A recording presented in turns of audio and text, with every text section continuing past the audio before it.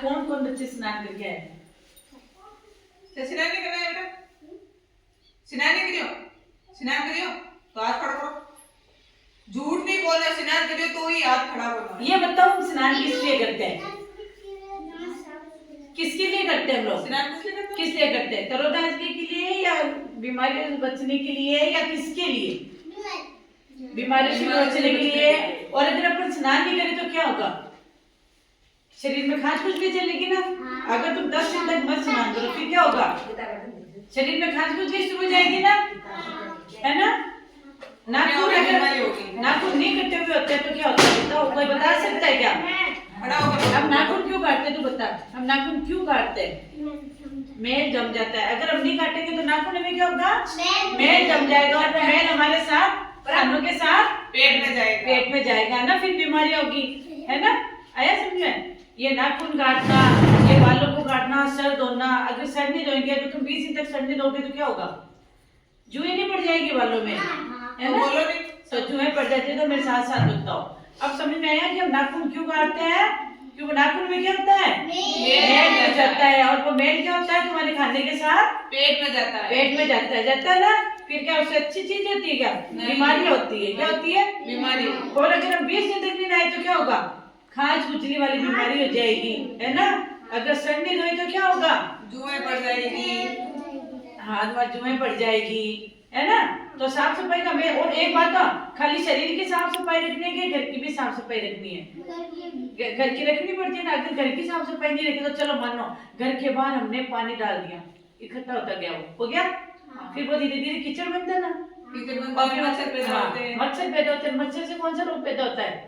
Malaria, dengue होता है ना? मलेरिया होता है, डेंगू होता है। और जब हम घर में साफ सफाई किसके लिए करते हैं बता सकते हो कोई? किस लिए करते हो घर में साफ सफाई? बीमारियों की रोकथाम के लिए ना। और एक बात बताऊं, जब हम घर की साफ सफाई करें तो घर के साथ साथ घर के बाहर की भी साफ सफाई रखनी है और खुद के शरीर की भी रखनी है, बीमारियों से बचने के लिए। और खाना कैसा होना चाहिए हमारा? ऐसे होना चाहिए सड़गला कि पौष्टिक होना चाहिए। पौष्टिक होना चाहिए। किसके लिए पौष्टिक होना चाहिए? शरीर के लिए, है ना?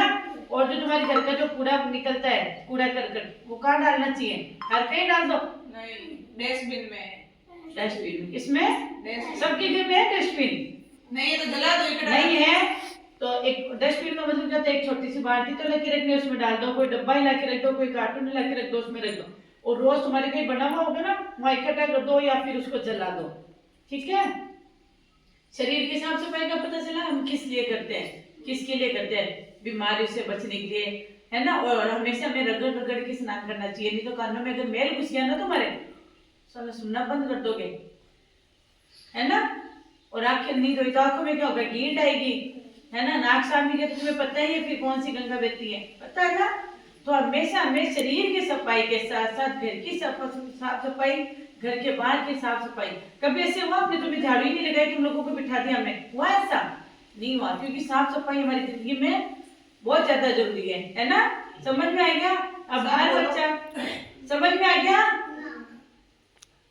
खुद की शरीर की सफाई रखनी है, घर की सफाई रखनी है, घर के बाहर की सफाई रखनी है। इससे हम लोग क्या करेंगे? हम स्वस्थ रहेंगे, बीमारियों से भी बचेंगे, है ना?